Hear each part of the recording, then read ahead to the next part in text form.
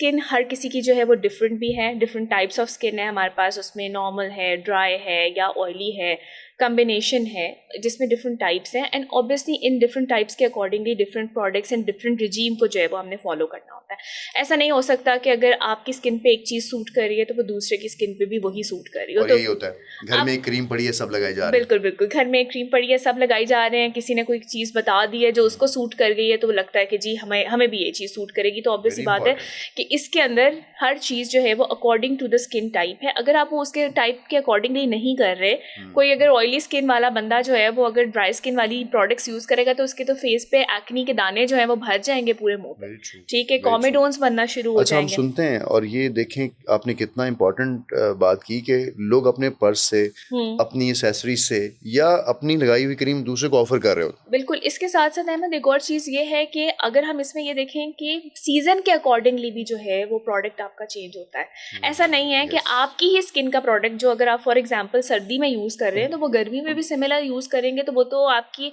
Skin को बेशक suit करता है, बट स्टिल ऑब्वियसली वो वेदर के अकॉर्डिंगली सूट नहीं करता।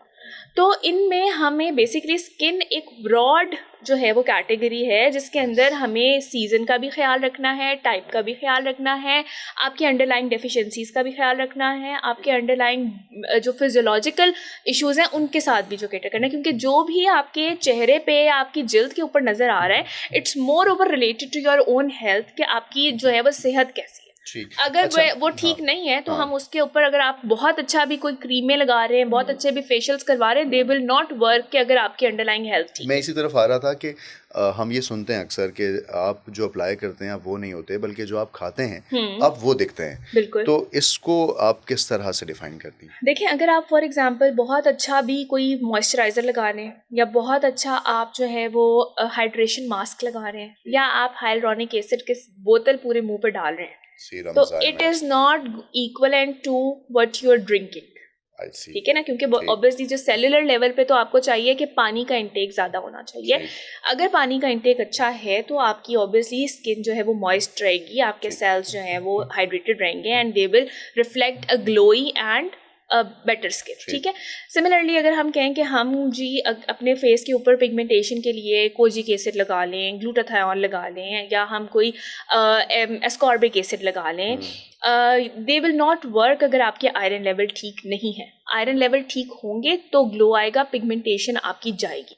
मतलब आपको एक नॉर्मल इंसान पहले होना है, बिल्कुल, फिर कुछ आप ऊपर अप्लाई करेंगे तो वो उसका कुछ होगा। लेकिन डेफिशिएंसीज पे तो डॉक्टर साहब एक लंबी लिस्ट में आपसे डिस्कस करना चाहता हूँ। ज़ाहिर इस पे एक दो क्वेश्चन भी मेरे पास आए हुए हैं, लेकिन इनटेक की जब हम बात करते हैं तो इनटेक में आपने ड्रिंकिंग की बात की, सिर्फ पानी है कोई भी और हम ड्रिंक लेते हैं, हम खाने में इस ड्रिंक में चाय और कॉफ़ी नहीं शामिल होती। अच्छा, मैं तो कॉफ़ी इसलिए भी पीता हूँ कि बैली फैट्स के साथ साथ ये आपको कुछ बेहतर भी दिखती है। आपको ये, हमें बहुत सारे ऐसे लोग होते हैं जो समझते हैं कि हम जो पानी का इंटेक है या वाटर इंटेक है या लिक्विड इंटेक है उसके अंदर ये भी इंक्लूड करें कि हम 4 कप चाय भी पीते हैं, हाँ, ठीक है। लेकिन 4 कप नहीं, 4 कप चाय जो है ना वो आपकी बॉडी से डिहाइड्रेट कर देता है 14 to 16 glasses of water. Oh my God, तो चाय के साथ फिर इतने ग्लास पानी के भी कंपनसेट होंगे। बिल्कुल बिल्कुल, इतने अगर आप 1 कप चाय का पी रहे हैं या कॉफी का पी रहे हैं तो you have to compensate 4 glasses of water for that, ठीक है।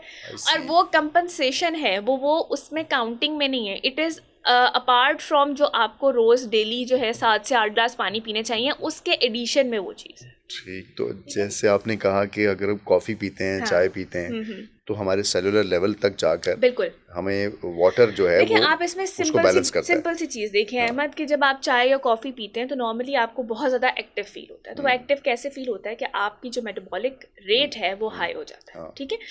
अब अगर कोई भी चीज़ बहुत ज़्यादा चल रही है तो जाहिर सी बात है उसके अंदर से एक्सेसिवली वो भी आपके प्रोसेस हो रहा है तो वो आपकी डिहाइड्रेट भी हो रही है, डीनेचर हो रही है। अब मुझे लग रहा है कि मैं कॉफ़ी के सिप जो है ना वो आराम से लूँ, क्योंकि मुझे तो लग रहा है कॉफ़ी फ़ायदे से ज़्यादा कहीं ना कहीं उसके नुकसानात भी अपनी जगह पे मौजूद हैं। फ़ायदे हैं, ये नहीं मैं कहूँगी कि ये नुकसानदेह है, लेकिन देखिए हर चीज़ जब हम, ऐसा नहीं है कि जिस तरह अगर हमने किसी का मुंह लाल देख के अपने मुंह पे चपेट नहीं मारनी।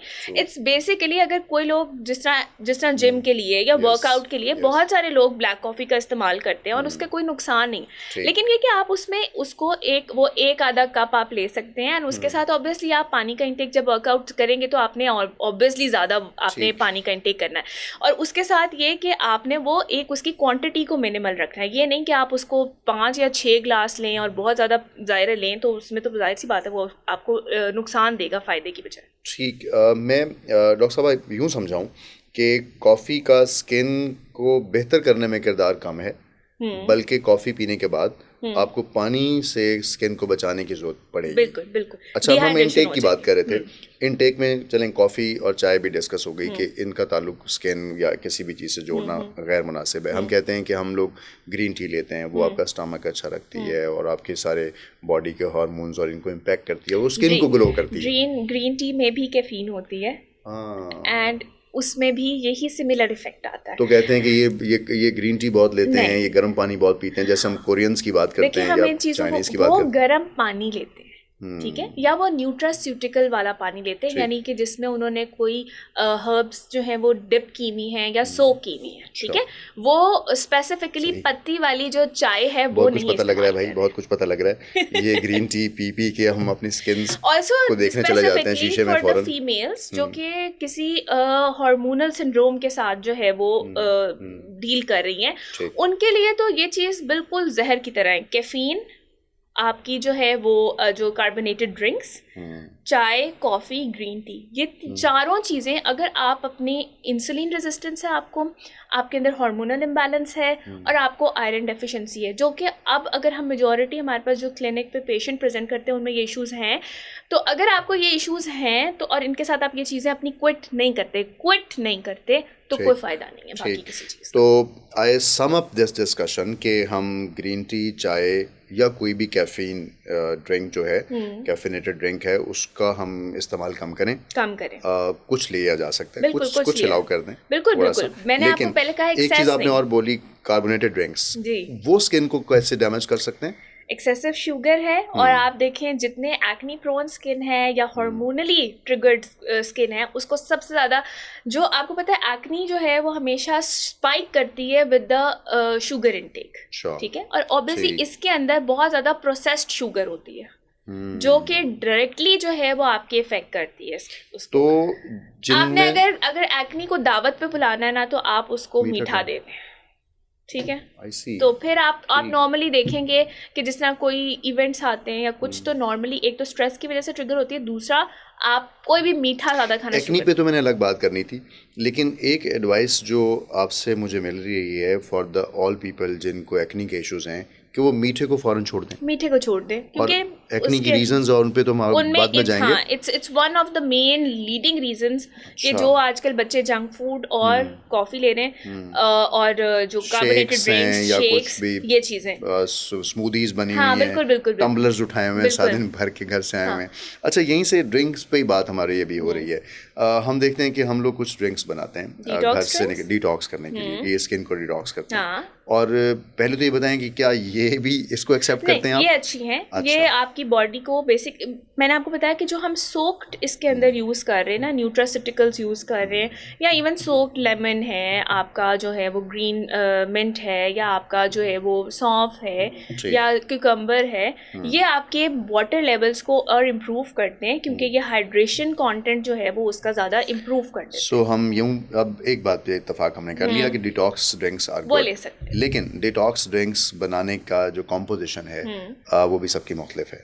कहीं किसी ने लेमन ज़्यादा ऐड किया होता है, जिंजर ऐड किया होता है, या उसमें कोई अपनी तरफ से कोई भी जड़ी बूटी या कुछ भी ऐड कर लेते हैं। बेसिकली हर बंदे के हिसाब से डिफरेंट उसको केटर किया जाता है। अगर किसी को हार्मोन्स का इशू है स्पेसिफिकली, ऑल्सो ये देखें ना, अब जैसे हम अगर ज़ीरा किसी पानी में सोक कर रहे हैं, या सिनेमन वाटर ले रहे हैं, या हम लेमन वाटर ले रहे हैं, या हम जो है वो मिंट का ले रहे हैं, तो ये सारे कंडीशंस के अकॉर्डिंगली वेरी कर रहे होते हैं, ठीक है। मतलब अगर किसी को एंडोक्राइनल कोई इशू है तो उसमें डिफरेंट है, अगर किसी को हार्मोनल इशू है तो उसमें डिफरेंट है, किसी को अगर वेरी इंपॉर्टेंट, हाँ ऑब्वियसली, और हमें इंसुलिन रेजिस्टेंस है तो उसमें डिफरेंट है, और ख्याल किए बगैर ले रहे होते हैं। नहीं, उसको हमने इस तरह करना होता है। और ऑल्सो देखें, हम जैसा ये भी जो है जब आप लेते हैं तो सम टाइम जैसा जीरा वाटर बहुत से लोग लेते हैं, उनको एक्नी हो जाती है, क्योंकि ऑब्वियसली उसके साथ आपका अगेन मेटाबॉलिक रेट हाई होता है। तो मेटाबॉलिक रेट हाई होने की वजह से आपको जो है वो, जिस तरह हम कहते हैं ना, जिस तरह लोग आम जबान में कहते हैं मैदे में गर्मी हो गई, तो उसकी वजह से आपको ये फील होता है कि गट हेल्प्स। इस पॉडकास्ट सीरीज का मकसद भी यही है कि लोग जो कुछ कर रहे हैं वो एक तो ट्रेडिशनल चीज़ें हैं, कन्वेंशनल घरों में पहुंची हुई हैं, किसी का एक्सपेरिमेंट किसी पे अप्लाई किया जा रहा है। मुझे आपकी ये सारी बातें सुन के वही पहले सवाल पे हम वापस आ रहे हैं कि हमारी जो स्किन टाइप होती है या हमारा जो बॉडी का टेम्परामेंट होता है उसके मुताबिक हमें जाना चाहिए। बट एक आम आदमी अपनी स्किन को किस तरह से असेस कर सकता है कि मेरी स्किन टाइप क्या है? क्या इसका भी कोई टेस्ट होता है?